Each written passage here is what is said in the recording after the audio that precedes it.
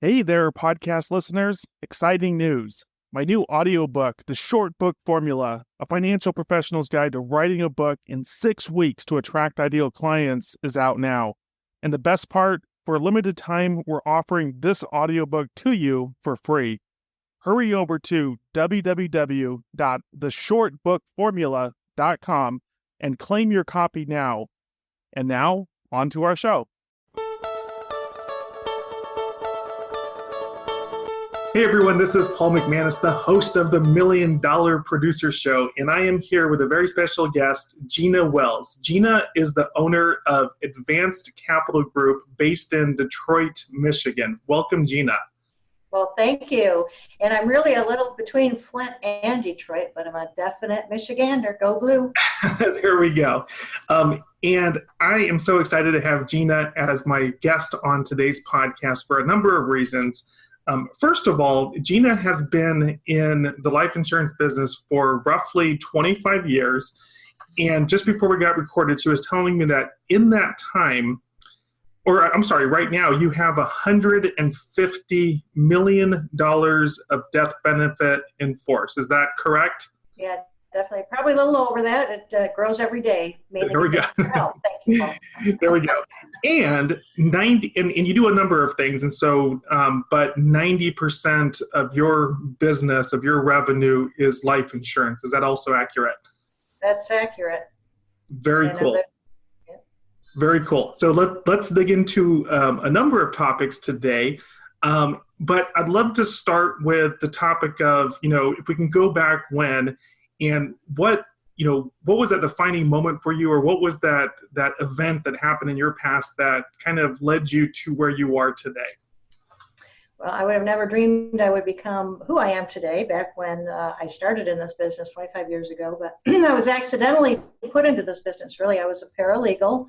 I studied at the University of Michigan and four-year degree in paralegal technology, and worked for attorneys since high school. So I had quite a career there as well, probably, I guess, 15 years before the 25. But anyway, that's how old I am. There you go. You're in your late 20s. Yeah, there you go. So anyway, during the time I was working for the attorney, we happened to do an estate plan, and not 2 months later, this gentleman was aboard Northwest 255 that crashed on Merriman Road, and there were no survivors except one little girl. And our law firm became the lead counsel for that case against Northwest. Now, having said that, when that settled, the attorney that I worked for was ready to retire, and that case obviously helped him retire. Sure. And so at the time he retired, I just started doing freelance paralegal work and had met my husband, Jim.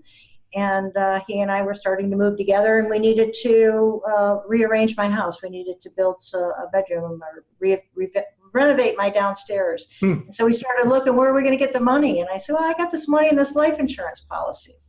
So needless to say, I didn't know how to get the money. He looked at it. His dad was a life insurance agent for that company, in fact. And so he helped me to get the money. Well, when Earl asked me, why are you getting the money? Well, renovating the house. Well, what are you doing for a job? Well, I'm doing part-time paralegal. He goes, well, you know what? I want you to come and manage my company, and I want you to do all the estate planning for my insurance clients. So I did, and he was paying me a wage to help manage his office and also do estate planning for his clients. Before long, he said, Gina, you really need to get licensed for life insurance. I said, okay, took the test, got licensed. Gina, you really need to get licensed for mutual funds because I need to do that. Okay, took the test, got licensed. Did I know what I was doing? Had no clue what I was doing. Did I have direction? Not really, but I've been a career agent with Ohio National for the entire 25 years of my career, and they had all sorts of educational things that I went through to help me get started. But I can tell you, the first 4 years in the business, I didn't know what I was doing. There was nobody wanted to buy life insurance. Nobody wanted to buy my mutual funds because the stock market was great. You can't do better than that. And so I started going, well, where else can I make money in this business? And start selling life or health insurance and Aflac and all these other different things. Well, my father-in-law got out of the business. I moved to another general agent, and as he started what I'm doing, he's like, you need to do total financial planning, and introduced me to Circle of Wealth money tracks through really Ohio National regional meeting at Ohio National Health. And so from there, I started mentoring with that group, and have learned everything I know. I credit to starting out with Money Tracks.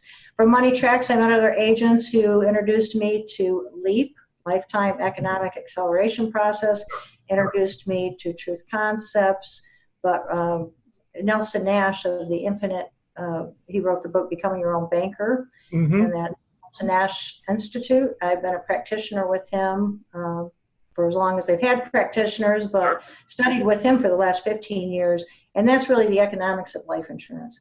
And so all of those different people helped me to really get a grasp of how to utilize the living benefit of life insurance.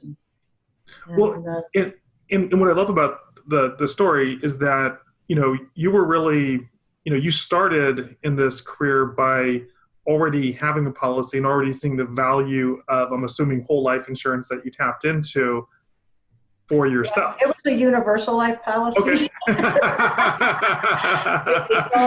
And all I knew when I bought it, it was a $50,000 death benefit, and it was sold to me, really, because I had a young daughter at the time, and he said, you spend more than $50 a month on whatever you do, you should put that $50 a month towards this policy, and it will build a college fund for her, and in the event you die, she's going to have a college fund. And I was like, yeah, I want that for my daughter. So it's a small policy, $50 a month, $50,000 death benefit. And, by the time that it had accumulated money when I met Jim at 5 years old, so I don't know, $5,000, and it wasn't, anything big, but tell me a little bit. Had I not had it, I would be where I'm at today for sure. Absolutely. Tell me a little bit more, because I heard you say that during the first 4 or 5 years, once you got licensed, that you were struggling. Because I think this is such an important lesson for a life insurance agent listening to this. It's how do you go from struggle to massive success like you've enjoyed and you currently enjoy. What, in terms of those first 4 or 5 years, what was it specifically that if you were to go back in time and tell yourself then, what was it that you saw that you were doing that you would advise your younger self? Invest the time and money with the right people and learn it the right way, which would be, in my opinion, Money Track, Circle of Wealth. Now, other people say they started with LEAP, but either way, it gives you the foundation that you need to understand, the 360-degree look that people have to take when it comes to your assets, your liabilities, what you're going to do in the future, how you're going to create income, all of that. Wealth building cornerstones, I forgot that one too. I didn't say that, creating income. But so I had to invest the time and money. When I met Don Blatton, he said, if you don't take tomorrow off and invest whatever dollar amount it was, I don't know, maybe 250. Yeah, I don't remember the number, but it was a big number to me back then. I'm like, oh my God, can I afford this, right? But I did. I just said I'm going to do it, because if I don't invest the time and money, I think that's the secret, really. I wouldn't be where I'm at today. And, how much money I spend on education is a big part of my business. And the times I take away from my business to sharpen the saw, to go to annual conferences every year. I attend probably 3 or 4 conferences a year. And my husband jokes to me about it. He's like, Gina, you have a PhD in this. You don't need to go learn anything more. But, not only the camaraderie of other agents, but there's always something that someone else is doing that helps you get to the level that you want to be at, right? You want to be talking to the right people who want your services and who can afford your services, really. And so even though I started with very low policies, I'm looking at premiums, average premiums of anywhere around $80,000 a year or more. Obviously I'd like to do more. But when I help people understand the benefit of it, it can be as high as that, but anywhere, 10,000 is probably my minimum, right, that I like to do. Any more? What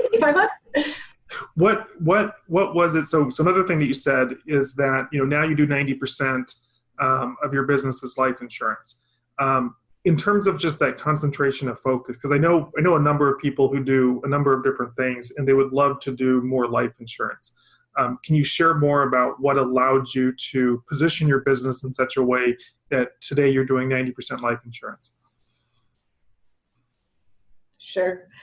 I think I get my clients to think about, the end is the thing. Keep the end of your life in mind, right? So you're climbing up this hill of accumulation. And on the way up to the top where you're like, okay, now I'm going to retire. How much money do I have to retire with? Oh, no, it's not enough. I either need to work longer, spend less, or try to get a higher rate of return, whatever it may be. But when I take that 360-degree look and I say, you're living on $250,000 a year, and you've got $1 million in your life, or $1 million in your 401k. And oh, by the way, you don't own that $1 million in your 401k, so depending on your tax rate, you might only have $60,000. You might only have $50,000 or $500,000 of that money. So when we get talking about that, and I say, well, how long will that net amount of money that you get from your 401k last you in retirement when you're today spending $250,000? Oh, well, I'm not going to have a mortgage. Oh, well, I'm not going to be putting my kids to school. Oh, well, I'm not going to be doing this or that or whatever they might tell me they're not going to do. And so I'll start separating that out. I'll start bringing that out, and it's still their lifestyle may be around $180,000. But they like to live, right? Go on vacations, live in the house they have, whatever. And so when we get that number, then they've got to find a way to go, wow, I either need to save more money, or I need to find areas that I'm sending away money to other banks by way of financing wrong, right? Bad debt versus good debt. Good debt is obviously anything you can leverage, and you can leverage cash value life insurance. Sure. And you can build it of additional paid up cash value in there as you bring more money in, which ultimately brings up the death benefit, which ultimately brings up tax-free income in retirement. And people like to hear that word. Totally. And we're going to jump into we're going to jump into that tax-free positioning in just a little bit. Before we get there, one of the things I also see with a lot of people, especially when it comes to marketing, is that everyone is looking for, the next magic bullet. What is that secret sauce that, someone has that's going to, fix all my ills. In my experience, I've worked with a number of people who may be involved in different programs, and you mentioned a number, Circle, Wealth, Leap, Infinite Banking. And my understanding is that Cornerstones, said that one too. Wealth building cornerstones. Wealth building cornerstones. And my understanding, though, is that you're not looking for a magic bullet. You're constantly growing, constantly learning, constantly getting bits and pieces of useful information from all of these different programs, courses, et cetera, and then using what you get from that to best serve your clients, depending on who they are and what their needs are. Can you expand on that idea or share any insights there? Sure. We all learn this, and then we go, okay, who do we tell it to? We need a warm body in front of us, and we want the right warm body. So, Paul, when I met you, really, you have helped me to change my business and marketing, and thank you very much. And that's why I'm doing this also, is because I think the services you offer to me are huge. I cannot sell, market, administrate. I can't do all of those things, and so I've hired people to do that. Right? Office assistant, a marketing director, and you to run this LinkedIn program. It's been very, in my mind, successful. One of the greatest things that I've spent money on and time.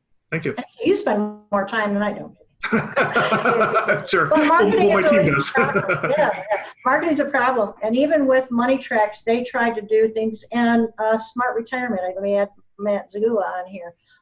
Matt is who introduced you and I, and his knows that marketing to the right people is the number one thing. And when I met Matt and he explained his philosophy, it was one-on-one to my philosophy. So that attracted me to his marketing, and I followed Matt. He's got great things in the back of his mind, and introduced you and I, and we've been working together now probably for over a year, I would say, from our introduction from Matt. Sure.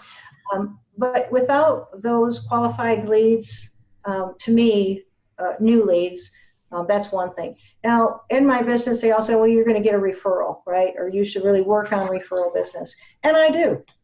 And I get referrals, right? But not everybody knows what to say to the next person. Oh, I got this gal, she's doing a great job. I bought a bunch of life insurance. You did what? Right? And so they don't know how to explain that, right? Because all they say is that they purchased life insurance. So some of them, I do get good qualified leads from my clients quite often. But, focusing on generating more of that is where I'm at today. And that's really focusing on generating that more is going to build my business to a degree that possibly I'll bring on another agent maybe, but or even be able to partner with someone if I'm getting too much business, and that's what I hope to do. Yeah, definitely. That's awesome. And so moving forward, let's talk about how we first started working together. And I think we met about a year ago. And you first went through a training program that I was holding for a number of Matt Segula's affiliated clients. And then I think it's been about 6 months now that we've done what I would describe as the full done for you service that we're working on today.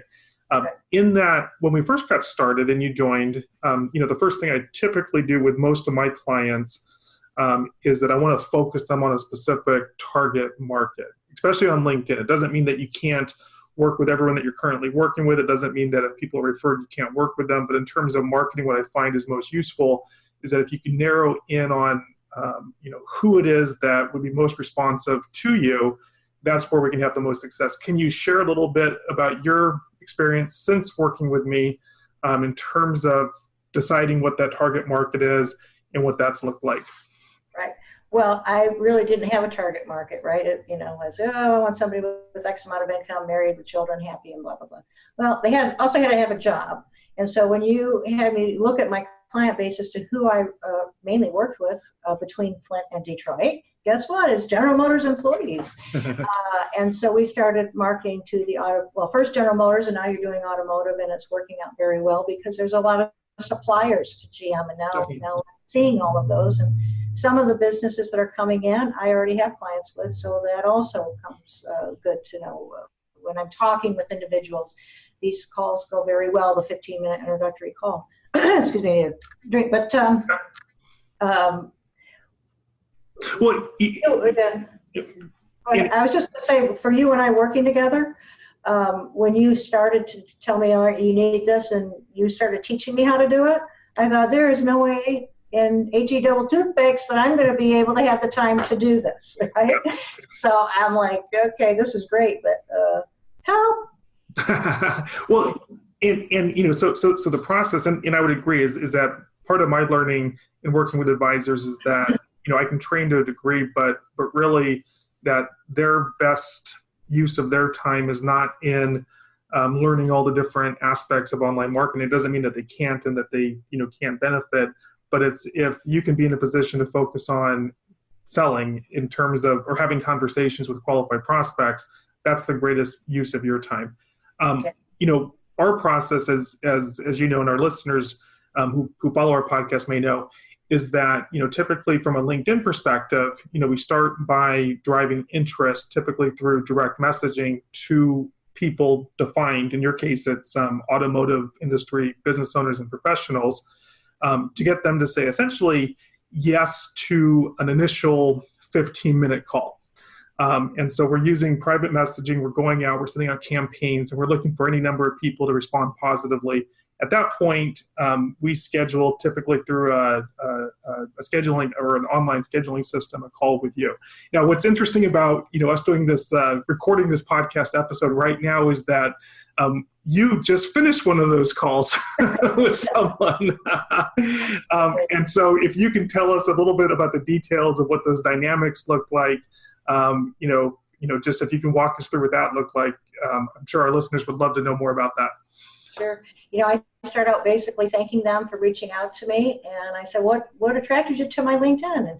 And this particular gentleman says, well, I kind of looked where you're at, and I know what I'm going to hear, or I think I'm going to hear, is a little bit about financial, and I just want to hear what you have to say, so go ahead and get started. And I said, okay, well, I'm not like your typical financial advisor. I'm not chasing a rate of return out there. You can look to your right and left and find hundreds of those advisors that say, how much money do you have? Where's it at? Oh, I can do better than that. What I do is really focus on the parts of your dollars that you're moving away and never seeing again. And so I say, draw a circle, and 40% of your money, for most of my clients, 40% of their money is going away to taxes. 25% they spend on lifestyle, 10% they save, and the other 25% is servicing debt. Having said that, where do you find yourself as one of my typical clients? Mm-hmm. And quite frankly said, well, you know what? I'm not saving 10% because I've been through divorce. And, he tells me the story. Now, I know where he works and I know how much he makes, right? Mm-hmm. He's been married twice. He's got another, gal. And they've been together and their kids are getting married. And what have they spent money on? College, kids, divorce, right? So all this cash has flown away from him. And now he is 55 years old, 53. Yeah.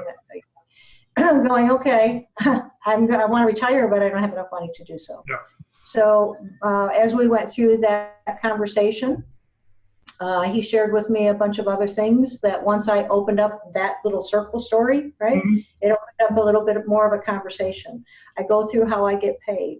I explained that I'm not a fee advisor. I also explained, sorry for the fee advisor friends out there, that I have fee advisor friends who charge anywhere from $800 to $5,000, and they'll bring a plan back to you that will be the exact same plan that I bring back. But my plan is not charging a fee, is finding those dollars you're unknowingly and unnecessarily transferring away, bringing them back, and giving you a decision, save or spend. If you spend them, then there's really nothing I can do to help you out, right? But if you're serious about saving for retirement, then we're going to look at 3 buckets. Your pre-tax bucket, your after-tax bucket, and your tax-deferred bucket. And we're going to see what you have going in and the pros and cons of each of those accounts.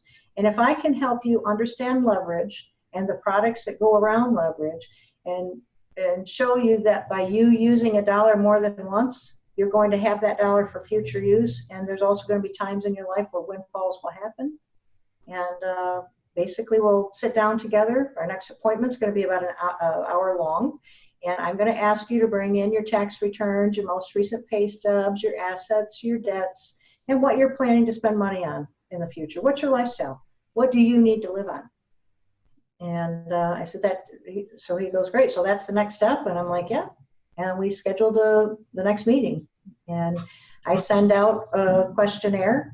I send out an email that says what you need for that questionnaire.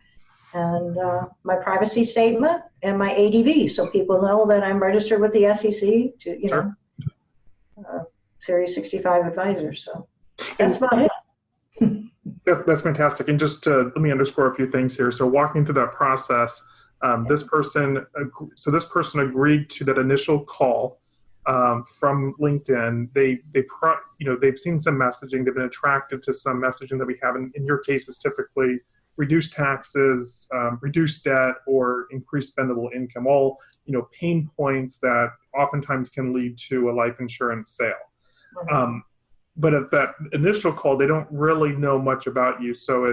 But in that 15 minutes, you're able to establish the requisite, basically doing fact finding, you're starting to show your value in a more detailed way, you're building personal chemistry. And from there, the next step is to have them agree and invite them to come into your office for an in-person meeting where they're actually bringing all of their information. And that's really where I would say that the serious, or that's the that's the first in-person appointment. That's right.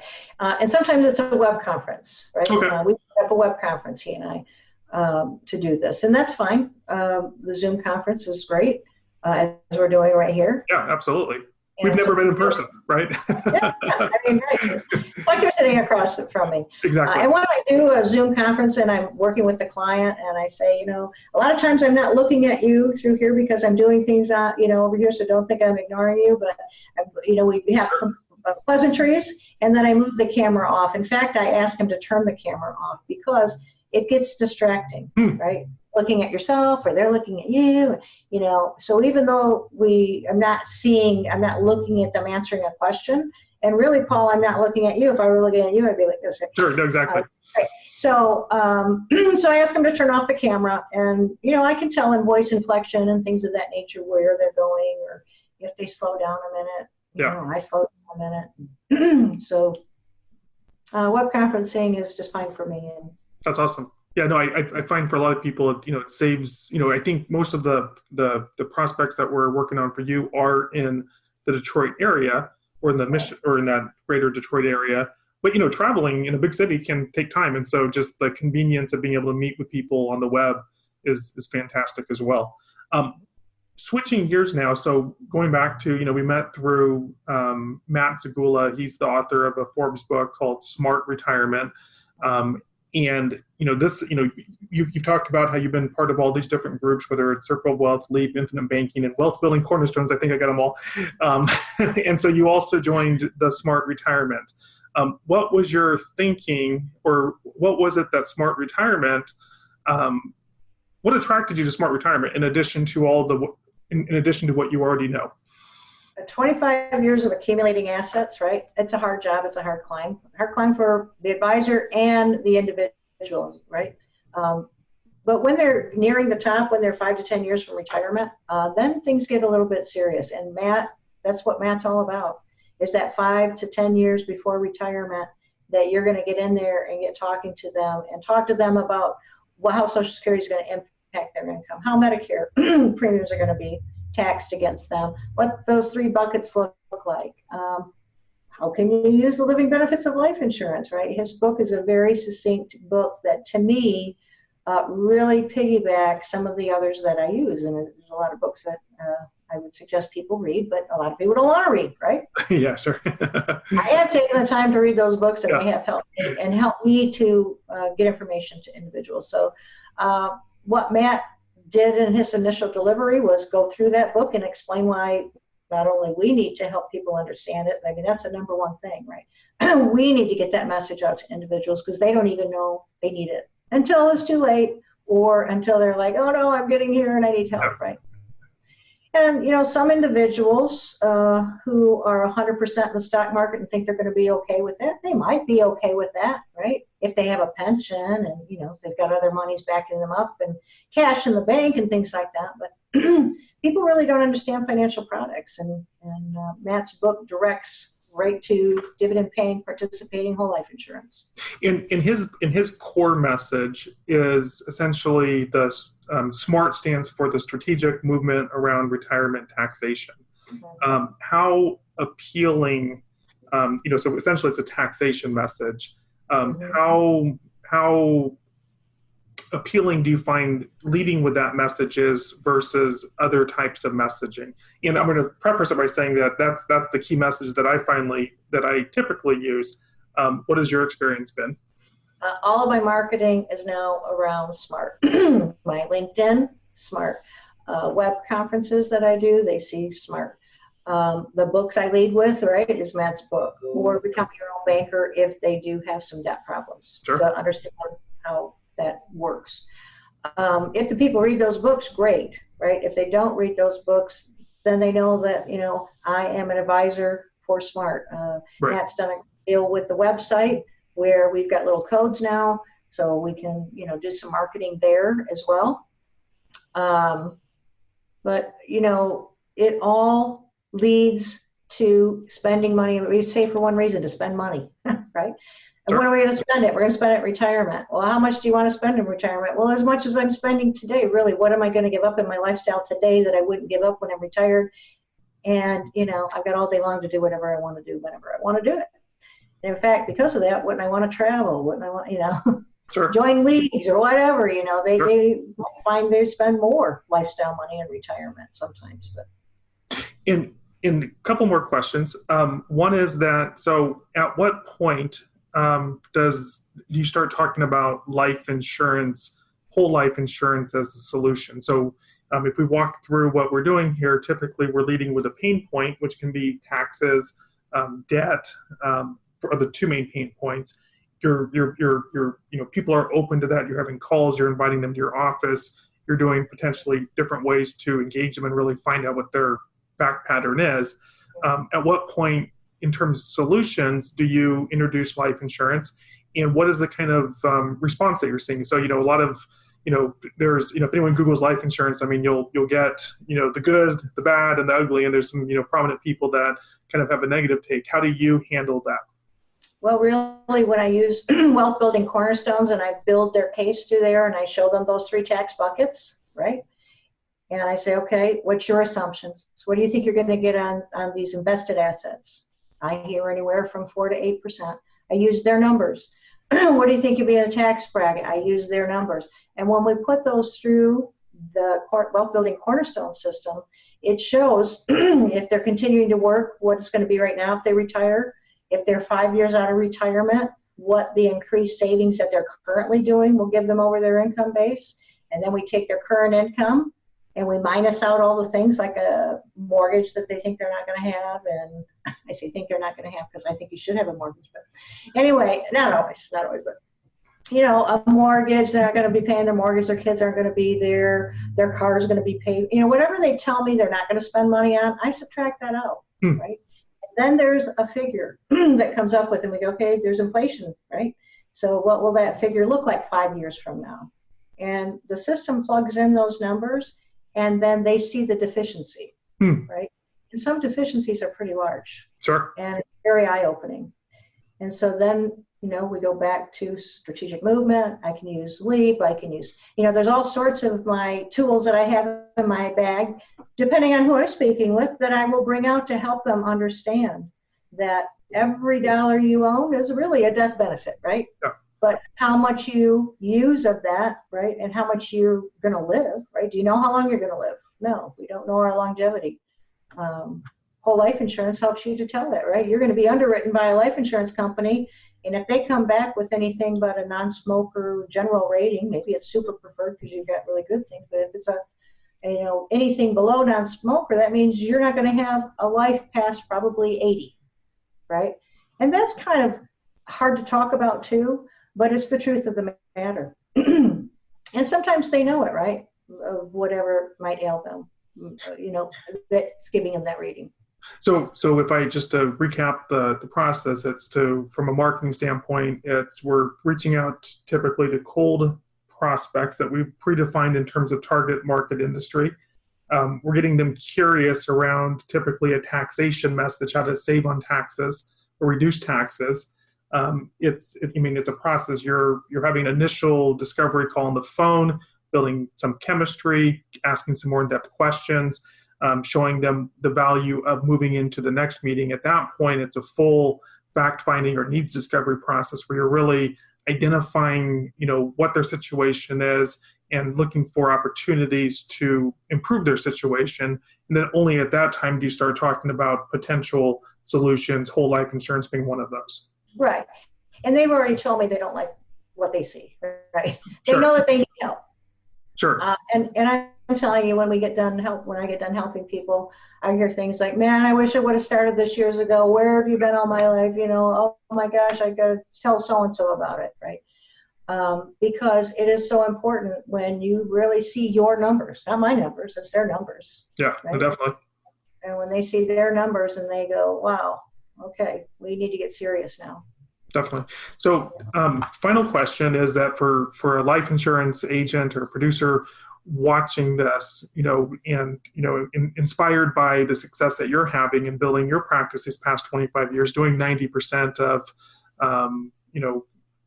your business as life insurance, what is any final piece of advice or, final nugget that you might want to share with them? You can sell anything to anybody, and if you are a salesperson, you're not really giving the client what most people want, right? They want compassion. They want you to be empathetic with them. They want you to help them, right? But if they find out you sold them something that later isn't helping them, you're not going to have a good name later in the future. So reputation and conscious thought process with your clients is very important to me. So I would say that's number one. Number two is to invest in the business. Invest in all these different things. If this is what you want to do is focus around life insurance, then get with the people who do that, who are more successful than you are, right? There's a mentoring program with Infinite Banking. There's mentoring with LEAP. There's mentoring with Circle of Wealth. There's mentoring with Wealth Building Cornerstones. All of those programs are educational programs to help you understand how to get the message across correctly. And I'd say do that. Definitely. Fantastic advice. And I would totally agree to it. And, and just to piggyback off that, it's not to look for one magic bullet. It's that, that you can find value from any number of things. And it's to really, it's to create the business and, that best suits you from everything that you do, but not to put all of your eggs per se in one basket, but to continually learn, continually educate yourself, continually explore new marketing channels as you will. Definitely. Now, the marketing is the biggest step, right? I floundered, as I said early on. Then and let me just say too, I believe Money Tracks has probably got the best platform to teach somebody brand new, right? If they follow the Money Tracks educational system, they're going to get it. Now, from there, to branch off and believe what Money Tracks is telling them, yeah, go understand the lifetime economic acceleration process, right? Now, all those things cost money, and you might not use all of them, but at least you'll get an understanding of them.